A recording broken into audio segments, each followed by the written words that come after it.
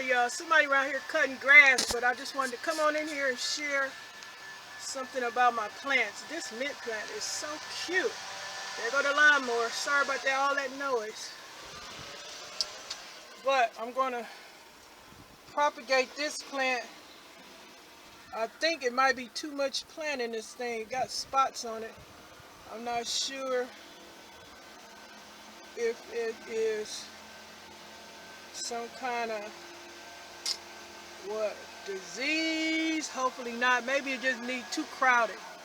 But this one I'm going to propagate, and this one, you can see it's getting a new leaves on this elf plant, blue elf, Sagittaria, and it got those thousand mamas in there.